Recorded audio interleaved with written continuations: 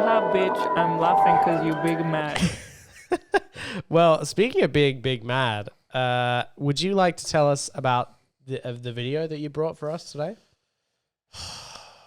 Woke up on Sunday, all right, went on Twitter. Mm-hmm. I follow quite a few Doctor Who YouTubers, and they're like, just seen the cringiest video ever. And everyone was talking about it, but no one really knew in the comments like what source they were talking about, like what they'd seen. Yeah, it was sort of just a vague. I think people assumed they'd seen it. And I didn't see it until I believe the next day or Monday. But it was very obvious once I saw the video. I was like, this is exactly what people were talking about. Everyone was like, this is the cringiest video I've ever seen. So obviously, John Barrowman, Doctor Who, Captain Jack, Torchwood, had allegations last year. He got his willy out on set. It was tomfoolery. It was just really inappropriate. But people on the set were, a few of them were uncomfortable. A few of them were like, well, hey, it's what it is, you know. Just for the record, the allegations were he admitted to doing it. So it wasn't like a false allegations. He was like, it was just like. So, but it was tomfoolery. Yeah. He and some of his coworkers basically said that it was, look, obviously when you get your penis out, it is somewhat sexual, but it wasn't intentionally sexual no dick socks in nature. On set that day. Yeah, apparently not. Yeah. I think people do dick socks. Yeah, obviously not. Yeah. So like you can see their bum still, but it's like cupped up. I think that's what you should do. Yeah, so he didn't do that. Clearly, he didn't quite want to. The way he spoke about it was like, you know, like they were filming sex scenes and stuff, and which can always be a bit weird on set when obviously they're not having sex. So I think the way he tried to make everyone kind of like get a bit into the scene and calm down was like kind of get his willy out and do a bit of a. It sounds like it was an attempt at maybe diffusing tension and an attempt at making people comfortable, but I think that it sounds like there was maybe maybe he wasn't taking into account what everyone needs on set for them to feel comfortable. Yeah. Spoiler alert, it's not John Barrowman's flaccid penis. Correct. That is true. So he took those allegations, he apologized for them, but it was kind of like an apology for his teeth. He was tweeting a lot last year about this in Doctor Who and saying like, you know, some weird tweets. He also, I think his name's Gareth David Lloyd from Torchwood, who plays Yanto, also like defended him, and he was like retweeting it. Yes, he was the coworker who said that it was pretty harmless in nature. Yeah, and they had a lot of scenes he's in most of the sex scenes, so he was like, you know, it's tomfoolery, and like, you know, John Barrowman kept retweeting him, being like, see, like, anyway, he just handled it really bad, and I thought those days were behind us, but this surfaced on Sunday, which is the video we got here of John Barrowman at a con, one of those a convention that of some sort. People go to and you can get signatures and and photos. But anyway, this is the video, so enjoy. Enjoy at your own risk, should I say? All right, let's. Because the cringe is it's coming. Where should we go? Up here in the corner? That's fine. Yeah. Cool. Nobody showed up. No matter what you say or what you do, they still love me! Wow. Have you seen that? Whoo. Have you watched it? No, I hadn't seen that. I sent it in the group chat like yesterday. And I didn't watch the full thing. The group chat with myself, Aiden and Dan. I saw the clip of him laughing. Like the So that's what I got here. Yes, I've also got this one. No matter what you say or what you do, they still love me. Wow, that's a real one. Handling it. That's such a shit way of handling it. I've lost all respect. That's a real sound. Can you hit me with that again? This one? Yeah. No matter what you say or what you do, they still love me. Wow, that's a real one. That's that's a bold ass statement. So I also lost respect for him that he upset people on set, which is never okay. But I was like, look, you know what? Everyone's kind of moving on from it. It was shitty, but maybe we can let him be. But then he kept making shitty tweets about it. He said sorry, but he was kind of like, it was through his teeth. Then he had that whole M. Night Shyamalan thing. Did you hear about that? Where he went to go see Old which is a film I saw this year with Kim. Oh, and I did see that. That it was was fine. odd. It wasn't great, but he No, like, I didn't see the movie, but I saw what you were talking about. apparently he like walked out of the theater, demanded a refund, and not only that, tweeted it and tagged M. Night Shyamalan. He's verified on Twitter, so that goes straight. And to he's the an top. actor in the industry. I mean, And it's just like, look, man, it was not that bad. I agree it wasn't great, but there's no need to do that. You haven't exactly been in great things yourself. Tortured Miracle Day, which you will still see soon. it's up next. Well, not up next, but And it's like, why are you doing this? What good does this do?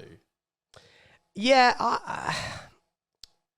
To me, it's a shame that he obviously sees the people who are talking about the issue as like trying to take him down. I know, because exactly. Yeah, I think talking about it is just acknowledging that not only have times changed, but also that maybe it shouldn't have even been okay back then to do it, because there probably were people on set who did feel uncomfortable and most likely didn't know how to verbalize that and how to express their feeling of uncomfortableness.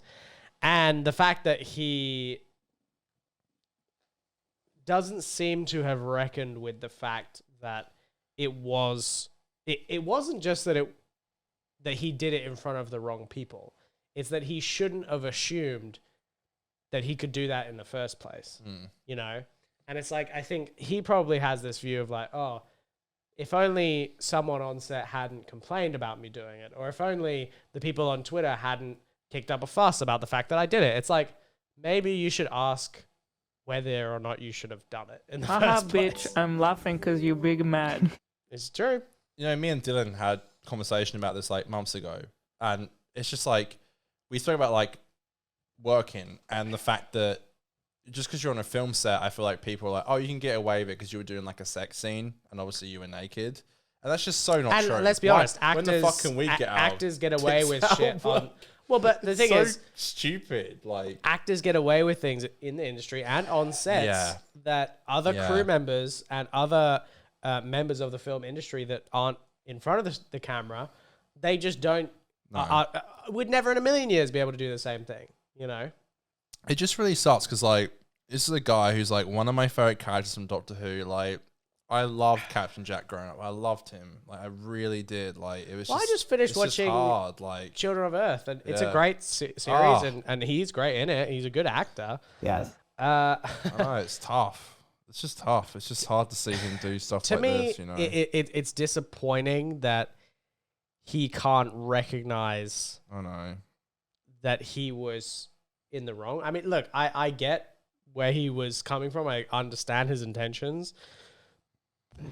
But I think even understanding that, you still should be able to say that he was stupidly unaware of the way that it would be perceived on a set, on a workplace. You know what I mean? Like, you can't just fucking, expose yourself to all the camera people and the sound people, and then there has to be people who have to look through that footage and everything, and it's like, dude, you're making the workplace shittier for so many people, and you should be a bit more conscious of that. And if he was willing to admit that that's who he was at the time, or that was a mistake he made at the time, and that it was shitty of him, and and he was willing to apologize properly in a way that sounded like he was remorseful, then we have a different story. But when he's saying stuff like this, it's kind of just obvious that he doesn't really... It's weird because like he hasn't reckoned with what he did. He's publicly outed Doctor Who for being shit. Yeah, like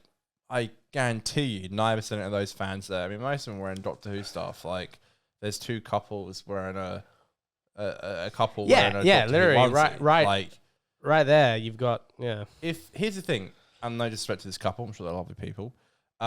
I wouldn't want to go and see John Barrowman peel on the fact that he said something against my favorite show and also upset people on a spin-off of my favorite show. Like I wouldn't want to do that. I mean, he actually came to Perth. Like, I was actually going to go and see him. It's funny because I was in Tyler's posts and comments literally yesterday, and people were saying like, oh, I really regret going and seeing him at concert stuff. That's fine. But actually a fun fact. Wow. When I was in Gold Coast with Mitchell in, I believe, 2018, the UK I'm a Celebrity gets filmed in Gold Coast in the rainforest, about an hour away from where I was staying on Surfers Paradise. The Australian version gets filmed Aussie shit, yeah. In the Australian one, they go to South Africa. That's So right. Yeah, that's so funny 'cause weird. It's they so can't odd. send the Australian just a people couple of hours that Australia. way. In England, they get sent to Gold Coast, just about an hour away from Surfers Paradise, and we get sent to South Africa. But anyway, this is when John Barrowman was on I'm a Celebrity before any of this stuff, and he I think became second or third. But Well, after the alleged stuff happened, but before it was public. yeah, so obviously Yeah. he had done it, but it was before people came out and said I had a problem with it. Yeah, I believe he was like the third or second last person to win. So he didn't win. I think he lost by like 2 people or 1 person. But anyway, because he posts a lot about like his personal life, I knew what his parents and his partner looked like, his partner Scott. I randomly one day went to a shopping centre in Gold Coast of Mitchell, and his husband and parents walked past me. So that was I when you just were went- with Mitch. I didn't realize you were there with Mitch. I was with That's Mitch, so funny. yeah. I just went, hey, because there was a hashtag called hashtag keep John, So John in the technically, jungle. Mitch also has met John Barrowman's parents. Yeah, and his partner, who he's still with now. To be fair, Scott seems like a really nice guy. I'm not going to try and drag him into this shit. But there was a hashtag keep John in the jungle because You know, I gotta stay say- in by votes. You stay in by votes. So when I walked past, I was like, hey, keep John in the jungle. And they're like, yay. And then they walked past me. I was just like, I probably do feel bad for a lot of people who fall in love with like musicians or actors or politicians or whatever. Because like, if you're in love with someone in the public eye, it's gonna be messy. Like they have a messy life, and that's just dude, I know. difficult to deal with. So for someone like what's his name, Scott? I mean, Scott, he Seems like a really nice guy. And you know what? I think John's handling it terribly, but I don't think he's a bad person. I just think he's a fucking boomer who doesn't know how to deal with his shit. You're just acting like an irresponsible child, but he is a nice guy who just made a lot of fucking public, stupid, shitty mistakes. And it sounds to me like he has, if he were to properly engage with the conversation that people were trying to have, he has the capacity to understand what the issue is and how to move forward and how to actually be uncancelled. Like, this is what frustrates me is they act like, oh, you're trying to cancel me, so, you know, I'm going to be so edgy And about they this stuff. still love me. How dare you think that you could get them not to come and see me? But it's like, Fucking- it's actually not that hard to get uncancelled. You just have to do a little bit of fucking work. You know, you have to actually show that you've changed and that you've thought about what you've done and that, you know, you understand what was wrong about it. It just sucks because like Doctor Who is such like an LGBT show plus show. It's just, and that's awesome. It's so good that people can watch it, and he is an openly bisexual character, which helped a lot of people growing up. And it just sucks that he's so As far as I'm open aware, about that, but aware of that, but doesn't get where he messed. It's just upsetting. yeah, you I know? mean, as far as I'm aware, he was the first gay kiss in the Doctor Who universe. So, Season 1 final, final ways. yes, no, but I mean, well, I guess that was him and the Doctor. But I was going to say in Torchwood with Yanto, Yeah. they're in a relationship. Well, all that stuff And is they have just an great, on-screen you know. kiss and Like, stuff, you know, it and was like- just so. And I was for the watching time it, as and well. I felt the same way. For I the thought time, it was so not a thing that happened, and it was just like great that was the thing.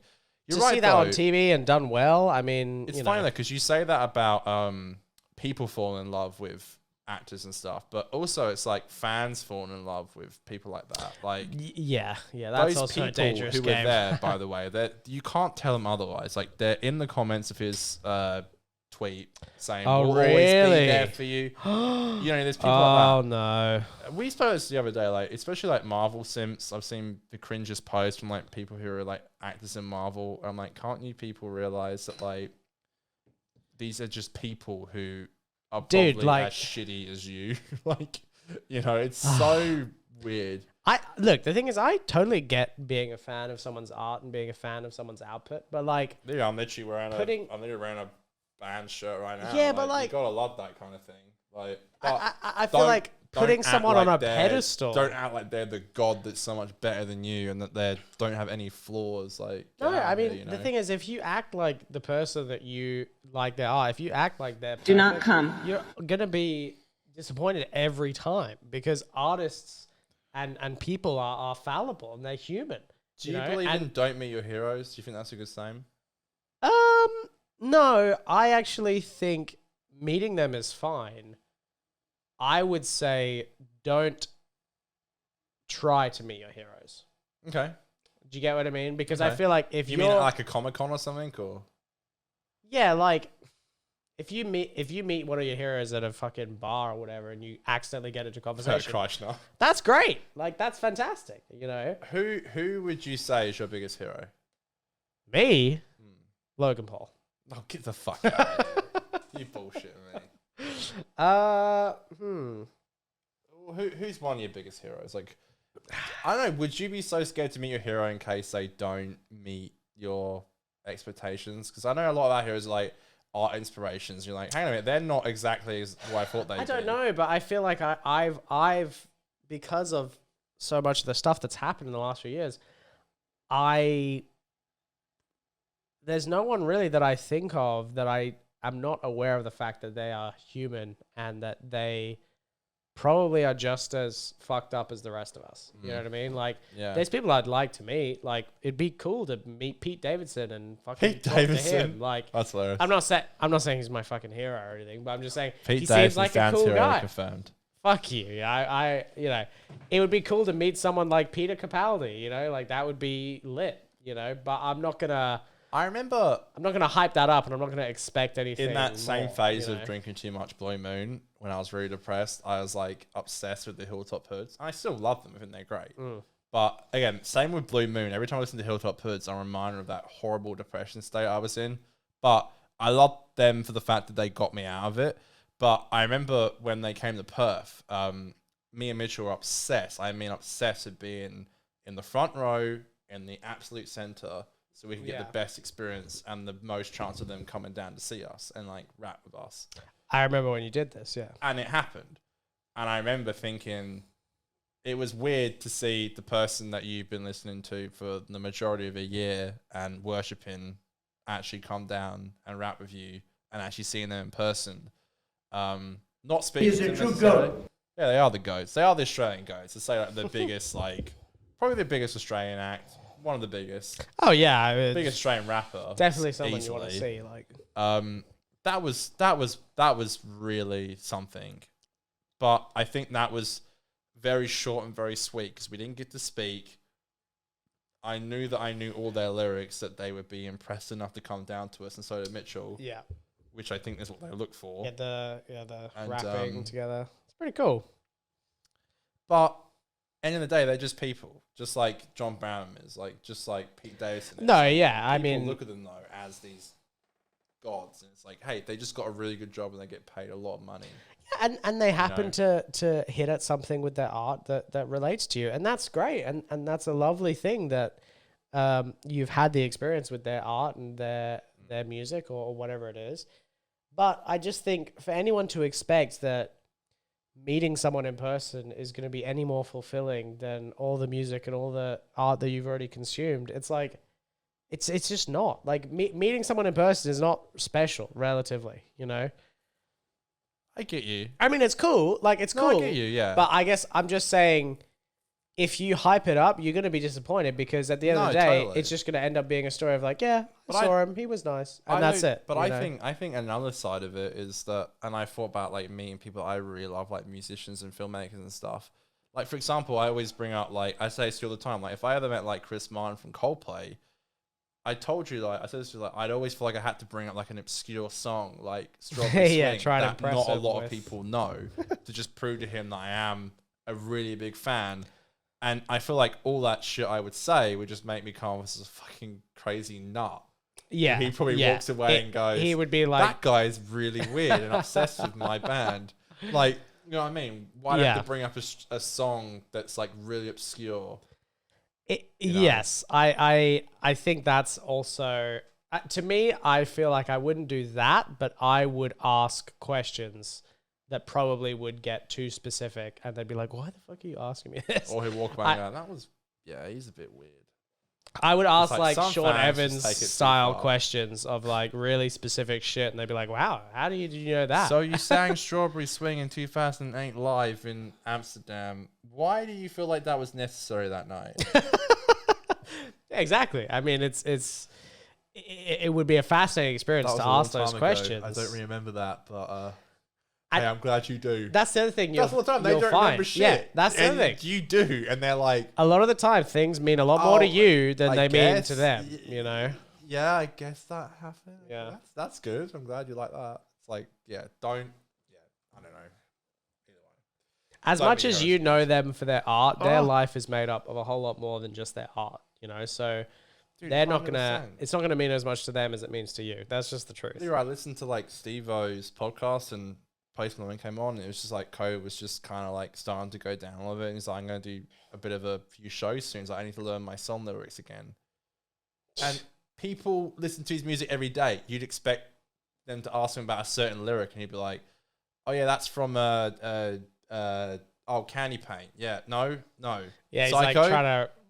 No, Daniel, I can really like, only think of one way to answer he this. Doesn't even know he does know his lyrics, but he needs to relearn them. Like these are people who like, Yeah. you know what I mean? And course, bless him. of course. Does he have to? No.